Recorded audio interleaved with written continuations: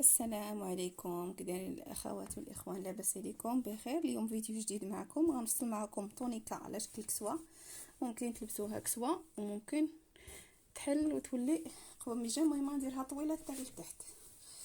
عندي هنايا التوب تاع الخيط مرقد لي لافك قبل في الماء ومصلوح. عاد نبدا فيه العبار. طويتو على جوج هنايا، غنحاول نقدو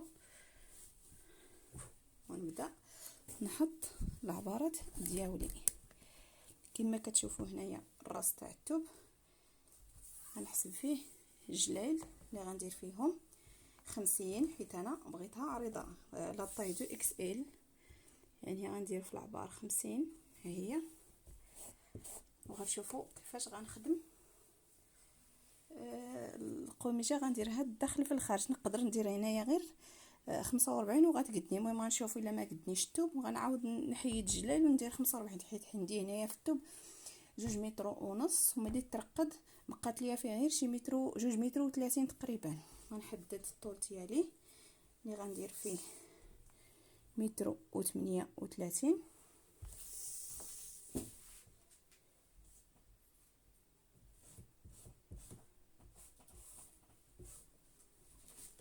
كما كتشوفوا معايا حددت الطول وغنبدا نحط القياسات.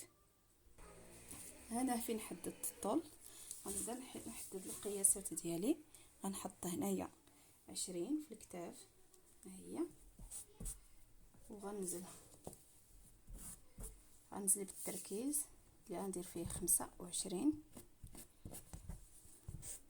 اللي بغى كيفاش نشدو العبار وكيفاش نقسموه فكاين فيديوهات، ومن بعد نقدر ندير لكم الدروس زايده. هنايا في الصدر غندير 31، حيت كما كتعرفوا هذا الثوب يقدر كندير غير 30. هذا الثوب مع طاي الشرب يقدر يشرب، اللهم نزيد 1 سنتيم احتياطا هكا.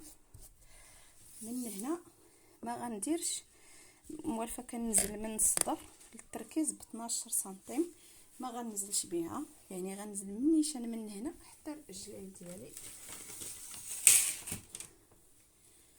بهذا الشكل هذا. جيب مسطره وكما كتشوفوا معايا هنايا غنزل نيشان من الحزام حتى الجلايل ديالي اللي فيهم كما قلنا 50. ونقدر ندير غير 45، راه كافي يعني بالنسبه لهمش على حسب العرض، يعني قاده دو اكس ال. غير انا غندير 50 حيت بغيتها عريضه. اما الا ما خليناش، الا ما نزلناش ما بين الصدر والحزام بديك 12، راه كيكون عندنا هنايا في الهونش كيكون عندنا عبار كوافي. كاين اللي كيشد العبار ديال لي هونش بحال غنوريكم كيفاش غنشدوه. كنحسب من الكتاف ديالي مثلا، كنحسب من الكتاف وكنحسب تقريبا 60 حتى 65 هكا. وهنا كنحط العبار ديالي ديال لي هونش اللي كنشد مثلا الدوره تاع الحوض كنقسمها على 4 وكنزيد ليها 4 سنتيم ديال الوسع وسنتيم تاع الخياطه. مثلا عندي 120 غنقسمها على 4 غتعطيني 30، غنزيد 5 سنتيم هي 35. غندير هكا خرجت ليا 35. ومن ديك النقطه ديال الصدر وغندوز على هاد النقطه ديال لي هونش وغندوز لاسفل. غنعرف واش اللبسه ديالي واسعه وبغيتها واسعه اكثر، يعني غنمشي من هنا كما قلت لكم من الحزام ديالي دار جلايل نيشان، راه غتعطيني العرض هنايا ماشي بهذا الشكل.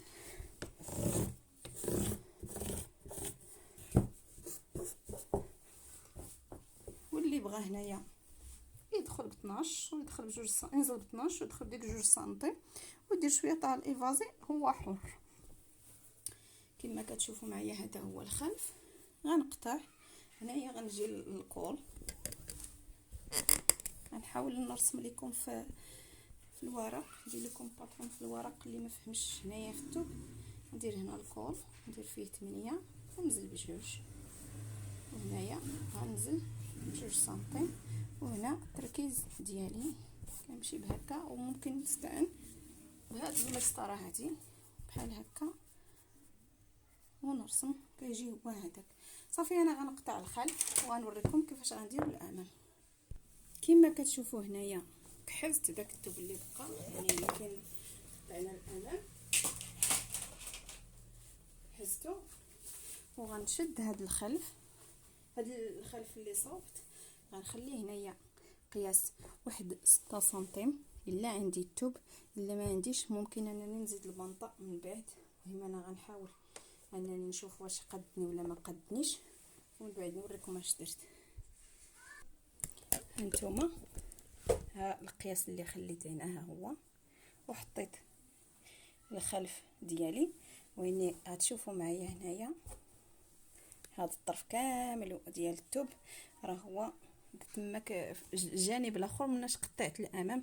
غنشرح لكم في الورق باش تفهموا، يعني راه جيت حتى الاسفل ديال الثوب، يعني الجهه الاخرى باش نصايب الامام، يعني خرج ليا دروكا واحد الكم مسدود من واحد الجهه وواحد الكم محلول، وغنوريكم كيفاش غنقادهم كيفاش غنصايبهم.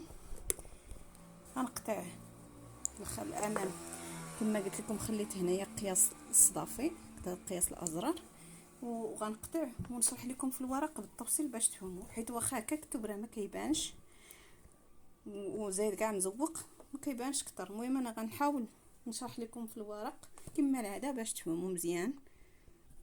هانتوما من بعد ما قطعت الخلف والامام غنحيد الامام الخلف وغيبقى ليا الامام. غنزل هنايا ب10 سنتيم ها هي، وغنجي لهنا حدود الكول غنزل ب10 حيت هي داخله فيه الزياده، ونحاول نقور بهذا الشكل هكا ونقطع.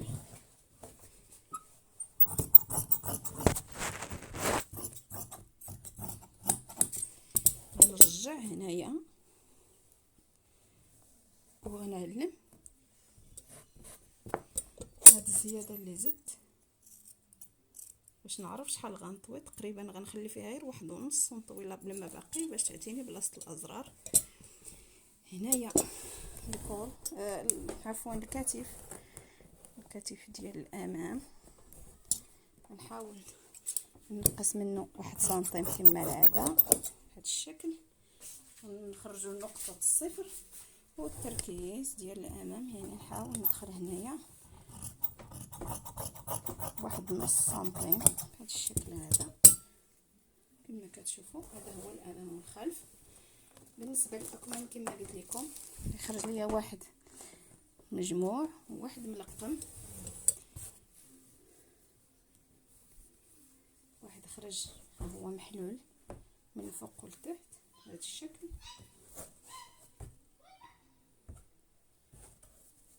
وواحد خرج مسدود. فغنحاول انني نقادهم ونحل هذاك اللي مسدود هنايا باش يعطيوني نفس الشكل. المهم نشوف بعدا واش قديني، الا ما قدينيش نقلب على شي حل اخر باش نخرج به الاكمام. هانتوما هنايا يعني غنحط واحد على واحد حتى هذا غنحلو. ممكن انني نحلو ممكن انني غير نزيد خياطه ديكور من الداخل ويجيني بحال الا مخيط. وغنجيب الخلف ديالي نجيب التركيز ديالو وغنحطو هنا كما شحال من خطره خدمت معكم الاكمام بهذا الشكل. غنطراسي التركيز ديالي هكا، طراسيت التركيز ديالي بهذا الشكل، وغنحدد الطول شحال فيه. غنديرو سامبل، غنحدد الطول شحال فيه، تقريبا غندير فيه 62. وفم الكم كما تشوفوا معايا هنايا ندير هذا العرض اللي عندي تقريبا 17 هي صافي. ونقطع الكم ديالي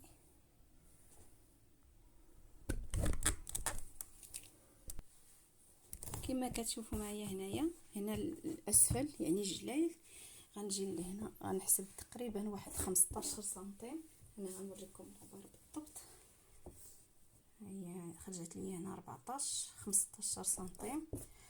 وهنايا غندير نفس الشيء، وغنحاول انني ندير لها بحال هكا.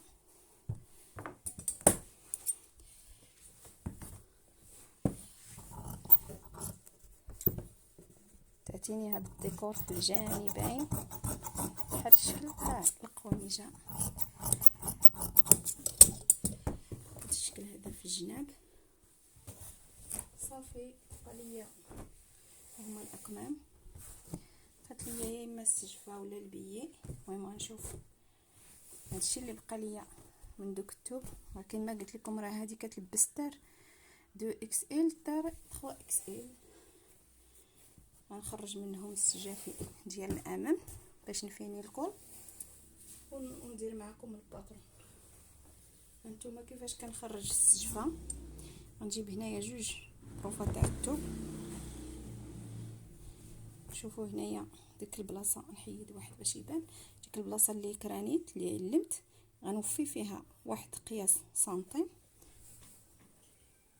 وغنحط على هاد الثوب بهذا الشكل اولا هكا. المهم اللي خرج ليا تقريبا هنايا واحد 10 سنتيم بهذا الشكل هذا.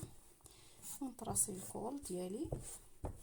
وبالنسبه للكتف كنشد قياس واحد 6 سنتيم. صافي كتكون بحال هكا. كاينين الضروس ديال السجاف بهذا الشكل هذا.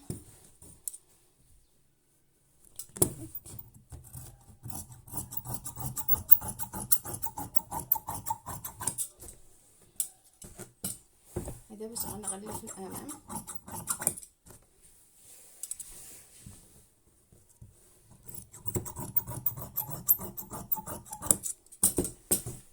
هذا بالنسبه لتاع الخلف. نحاول ندير الكتف قد قد.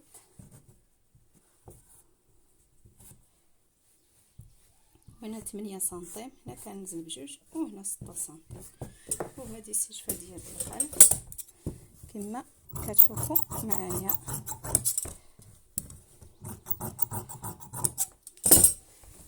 ها هي هذه الامام وهذه الخلف. دابا غندوز باش نخدم معكم الباترون. كما كتشوفوا معايا هذا هو الثوب ديالي. كما قلت لكم فيه 2 متر ونص وين نشرب بقات فيه تقريبا شي 2 متر و30 حتى 2 متر و40. وهنايا كانت فيه 2 متر ونص بقات فيه غير شي متر و30. وحال هكاش حاولت انا نخرج منه طونيكا ولا كسيوه حتى لتحت. الحاجه اللي درتها انني جيت لهاد الراس وشديت الطول ديال الكسيوه اللي كانت لي فيها متر و38. حطيت الكتاف ديالي هنا، من بعد نزلت بالتركيز، من بعد درت الصدر، ومن بعد نزلت من هنا حسبت 50 سنتيم تاع التجليد وجبت هاد النقطه حتى لهنا. هكا درت ليها طراسيت هنايا تركيز وهنا الكول. قطعت هذا نقطعو ونرجع. هانتوما من بعد ما قطعته خرج ليا بحال هكا. اش درت؟ حسبت هنايا واحد 6 سنتيم بحال هكا، وحطيت الامام ديالي بهذا الشكل. حطيته بحال هكا. هنا خليت 6 هكا تاع الازرار وقطعت بهذا الشكل. شوفوا فين قطعت في الاسفل ديال الثوب. صافي غنقطع هذا الامام ونرجع نوريكم اش درت. عندي هنا الخلف وهنا عندي الامام اللي نزلت هنايا ب10 سنتيم وقورتها بهذا الشكل وعلمت القياس اللي طويت. دخلت هنايا بواحد سنتيم ونزلت هنا بواحد سنتيم بهذا الشكل هذا. غنقطع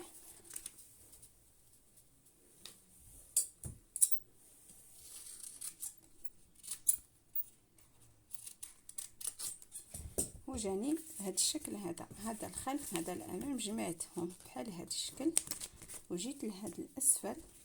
طلعت هنايا ب15 وهنا ب15 وقورته بحال هكا غير بيدي، عطاني بحال الشكل تاع نصف دائره بحال هكا وقطعت وجات بهذا الشكل. هذا هو الخلف جات بحال هكا، وهذا الامام يعني غنطوي هنايا بلاصه الازرار وغاجي بحال هكا نفس الطريقه للجهه الاخرى وهكا جا هكا. عندي دروكا الاكمام خرج ليا بحال هكا، عندي واحد لكم خرج ليا مفتوح وواحد لكم خرج ليا مسدود. اش درت انا؟ حطيت هذا على هذا وخدمت لكم ديالي عادي، خليت هنايا 1 سنتيم تاع الخياطه وطراسيت التركيز ديالي وطراسيت الطول تاع لكم وقطعت.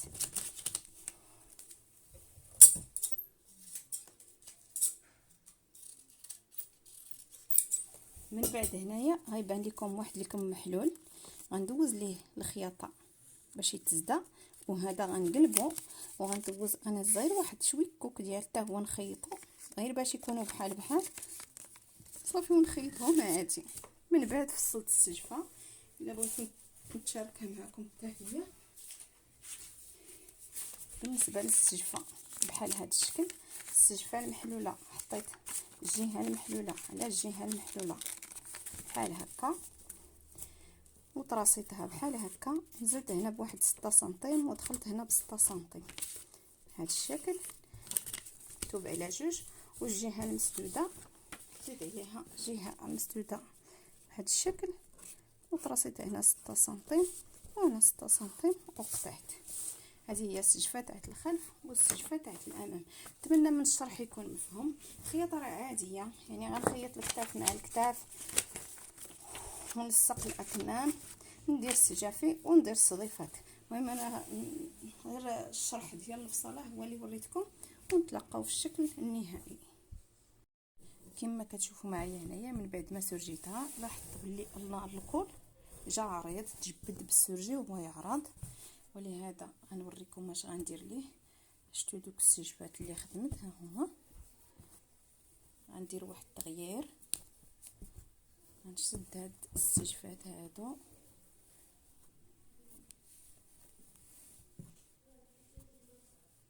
بهذا الشكل وغنرجعهم بحال الشكل تاع بيي، يعني غنغلف به الكول. هانتوما غنطراسي هنايا قياس واحد 4 سنتيم ولا هكايا 4 حتى 5 سنتيم على حسب العرض اللي بغيت، وغنقطع بهذا الشكل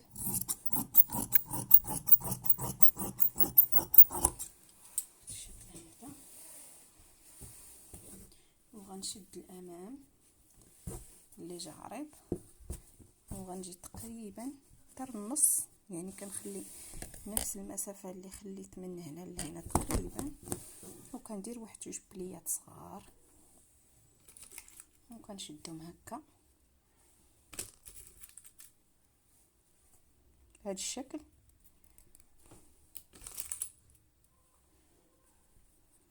كندير وحده وندير ثانيه، كل وحده فيها سنتيم. وباش نعوضها ما تليتش غنخلي نحسب 6 سنتيم هنايا، من نحسب غير 3 سنتيم ونخلي سنتيم الفوق، يعني في المجموع غيعطيني 4 سنتيم. لاحظوا معايا كي غيجي الشكل. هاد الطريقه كنديروها الا كان عندنا الكور كبير، وفي نفس الوقت راه ما غيجيش مشنق، حيت حنا ما كليناش من العبار، كلينا من ديك الزياده اللي خلينا نصطافي. يعني نقدر نكون خدامه في واحد الموديل ونلقاه مثلا بحال هكا ونعاود نبدلو صافي وغنشد.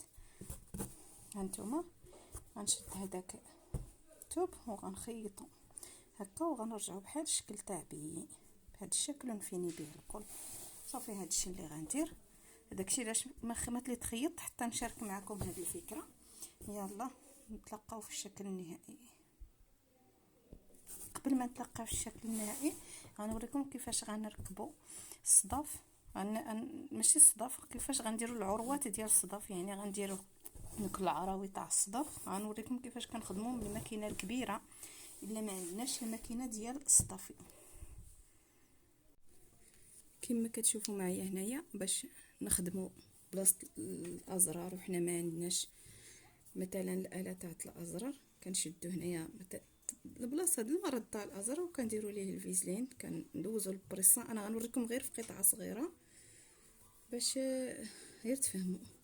كندوزو على الفيزلين باش تجي قاصحه، كنشدو مثلا الصدفه ديالنا بحال هكا وكنشد ليها القياس. مثلا هذه فيها 2 سنتيم، ها هي فيها 2 سنتيم، كنطراسي 2 سنتيم فوق الثوب ديالي بهذا الشكل وكنطراسيه بحال هكا، وكنجي هنا تحت الآلة تحت الماكينه كما كتشوفوا، كنخيط وكندير لا ريتمون، يعني كنخيط ونرجع للخياطه باللور، كنخيط واحد شويكوك هكا ونرجع للخياطه. ها نتوما كنخيط ونرجع للخياطه حتى كنوقف وكنقلبها هكا ترين واحد الترين صغيره ونرجعها. كما كنخيط وكنرجع لا ريتمون، ها حتى كنكمل نسدها.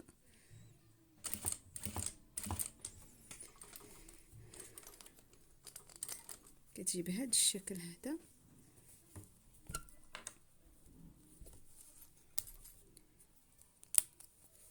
نتوما كتجي بحال هكا واش كتبان، ها هي، وكنحلها بحال هكا،